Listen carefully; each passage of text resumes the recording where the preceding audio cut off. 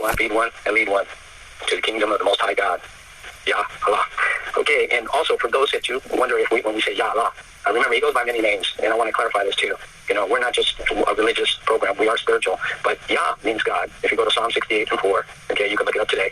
And Allah means all God, all Yah. So basically, it's like all and then Yah, and just take out the Y. So they say Yah Allah. Okay, so that way nobody gets confused and everybody can do their own research. And like I said, I expect you all to do your own research and do what you need to do to prove yourself worthy, because everybody wants a prize, but nobody's willing to do the work. Okay, and it's easy to always receive, but it's not easy to give.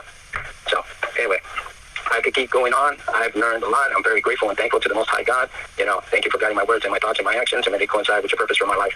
And may everyone who needs to receive this message receive it, and hopefully there will be put into action or pushed into action to do something besides just listening to this one call. Research something, look at something, and your horizons will be open, and your eyes will be open. And it always says in the Word too, those who have eyes, let them see. Those who have ears, let them hear what the Word says, what God says, what Yah says. And with that, if you're ready, Doc of the world, I will go ahead and pass on the call back to you. Hey, my brother.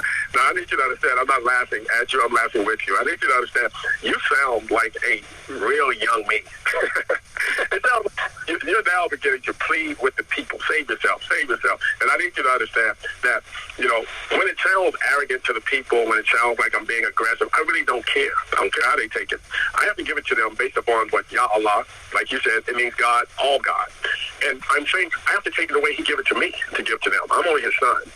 You know, and I give it to them exactly the way he gives it to me. And I want them to hear this because they can find this in their books, in the holy books. And for those of them who have dismissed the books, you might as well dismiss Queen Elizabeth. You might as well dismiss Barack Obama. You might as well dismiss the so-called Supreme Court. You might as well dismiss everything that you believed on this planet if you dismiss the book that they call the holy book. Why? Because everybody and everyone goes by it. They go by it. There's nothing the Pope is talking that's not in the book in which you want to dismiss. That's what he's going by. He's going by that holy book. They have been, I would say, you call it ruining your life, but they've been running your life. They've been running your life now by that book. And you're either going to learn how to deal with your life through that book, or you're going to destroy your life through that book. But they're not going to change it. And they're not going to listen to the likes of you, whether you marching out in a crowd of 100, or whether you're in a crowd of one, or whether you deem you the new would-be so-called coming God. They're not about to listen to you unless you can show them true documentation. The Word. That's what they're asking you for. So let me say this to all the people who might now. They might think you lost your mind, Mike, so let me help them out. Let me help them out. Why do the nations rage and the people plot a vain thing? The kings of the earth, like King Charles, they set themselves, and rulers, they take counsel together against God and against his anointed one, saying, let us break their bonds in pieces and cast away their cords from us. I say to them, he who sits in the heavens, he's laughing at them. My Father God, he shall hold them, the unrighteous, in derision. Derision is a word that means scorn. He's going to ridicule them. He's going to break their backs in half. Then he shall speak to them, the unrighteous, in his wrath, in his anger. Okay? He is going to distress them. I'm talking about the unrighteous, in his deep displeasure. He's going to be unpleased with them. He's going to destroy them. Yet he has said, I have set my king on my holy hill of Zion. He says, I will, and I have declared a decree. Yah Allah, God of the universe, the Lord has said to me, you are my son. Today I have begotten you. Ask of me, and I will give you the nations with an S as your inheritance, and the ends with an S of the earth for your possession. He says, you shall break down the unrighteous with a rod of iron. You shall dash down the unrighteous to pieces like a potter's vessel. Now, I don't know how much kind or how much aggressive or how much you might want to take it, but I do all those things in one. I will rip to shred those with a rod of iron who wants to talk ignorant to me about something they have no true knowledge of. I don't have time to waste with you. You want to ask me, how do I know God exists? I'm going to ask you, how do you know that you exist? Don't be ignorant all your life. I would use what he told me to do and dash them to pieces like a potter's vessel. I would crush them if they come talking to me with ignorance. I crush them with my very words. He says, out of his mouth will come a two-edged sword. Out of his mouth, he will be able to, during that time, he will be able to shut heaven that no rain will fall. All of that is just only me using my voice, my word. And believe me, I've been able to do that. He goes on to say, now therefore, be wise, O kings, be instructed, you judges of the earth. I deal with the judges. I talked to John D. Roberts. I gave him a pamphlet way back in 2000, 2003. He was getting ready to be one of the main judges and the chief judge at the Supreme Court. I gave him a booklet of nothing more than the laws of Moses. I gave him everything. He's had these same classes that you're listening to right now from me. serve the Lord, he says, with fear and rejoice with trembling. Kiss the Son, and as he becomes angry and you perish in the way. I need you to understand, he says, and when his wrath is kindled but a little, blessed are all those who put their trust in him. I don't want you to put your trust in me. I'm talking about my Father. Because right now, you're in the White House. Those so-called leaders that you got, every last one of them know exactly who I am. You know why? Because they know exactly who you are. There's nobody on the planet that they don't know your identity. They don't know where you're at. Listen, I spent 20 years in the United States military. I would be one that would be fooling myself to think they took my blood, they took my picture, they took my fingerprints, they took part of my life, my early life. I would be fooling myself to think that they have forgotten that I exist. I just left the military base compound, they call it, not too long ago. I gave my fingerprints again. They took another picture of me, and I received something they call an indefinite identification. Indefinite. That means my identification will never end. Not with them.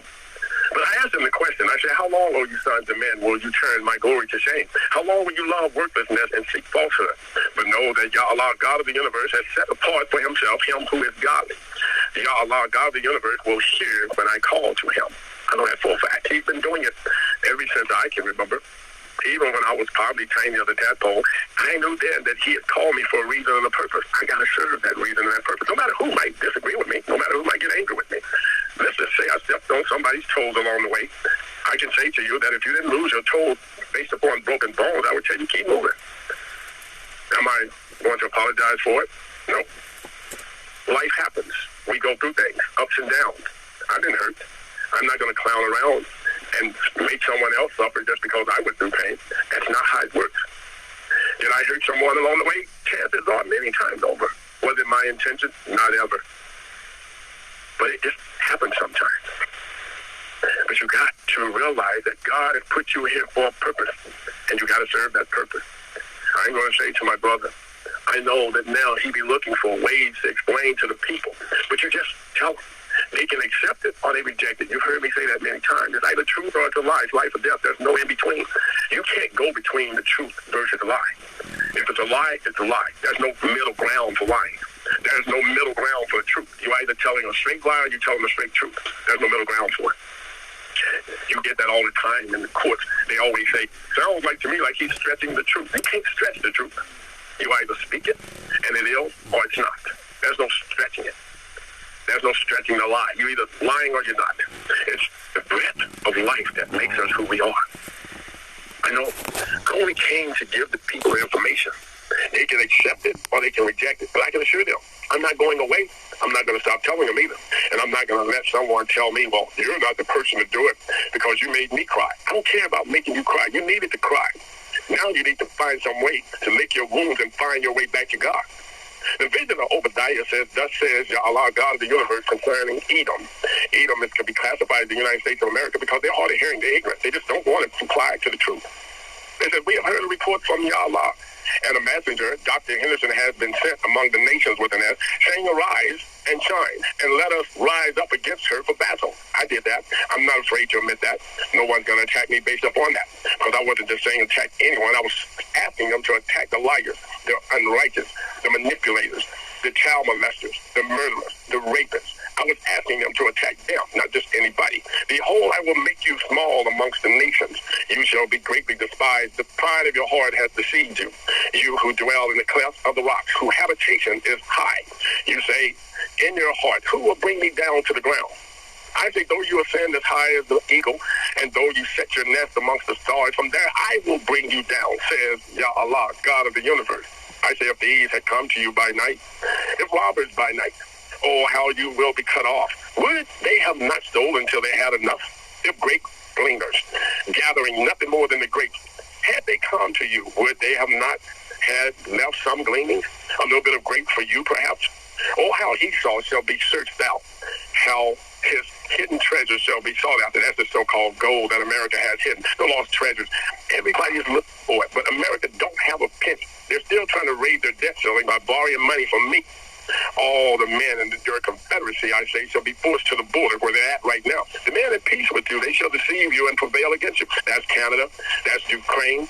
That's the ones you're classifying to be your friends right now. They're going to deceive you. They're going to pretend to be your friends. They're going to take all of your wealth. They're going to take your guns. They're going to take your weapons. They're going to use them as a defense to fight someone else. But they're going to also use them against you when you come to fight against them. Prepare yourself.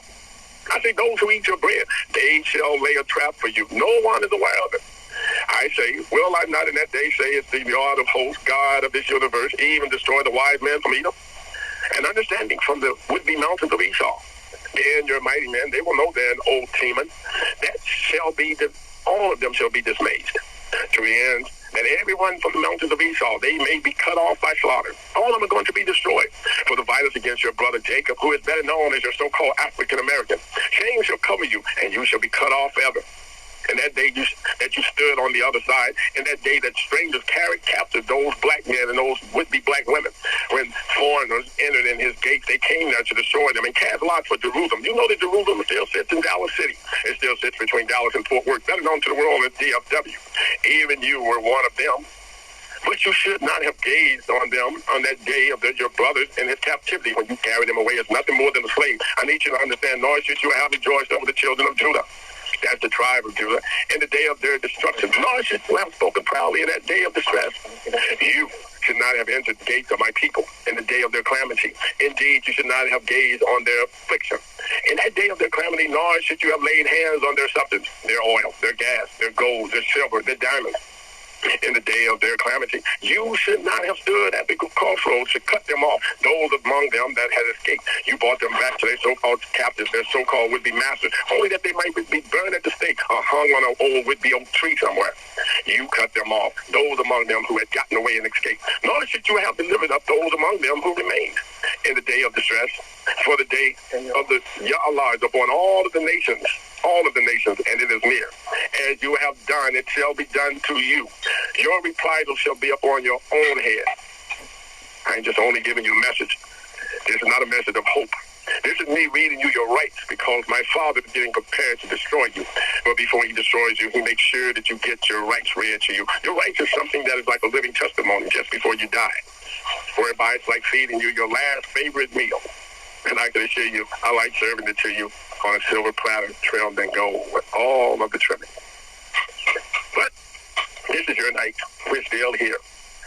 And it's getting dark out there. I looked outside my window, and I know for a fact my brother Mark has gotten tired. I know. We got a few of our brothers and sisters, colleagues. They're sleeping right now. They're snoring. Even though I'm talking to them, they've already fallen asleep, but they're okay. I got them. I'm listening for them. So I'm going to say, get you some rest. I looked outside my window, dark out there. Outside my window, there's a little old desk in there. Got a candle on it. That candle is burning bright. That lets me know I still got a little bit more time to deal with that old man that's sitting out there in front of that desk. He ain't going to let me sleep right now.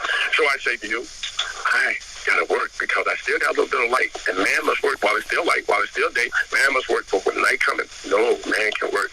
You'll work. It's finished for the day. You can go ahead, you can close your eyes, you can relax, kick your feet up. Watch those feet, don't put them on hurt. You'll get very angry. You'll find yourself outside tonight. But I'm going to tell you, get your rest anyway. You can sleep out there.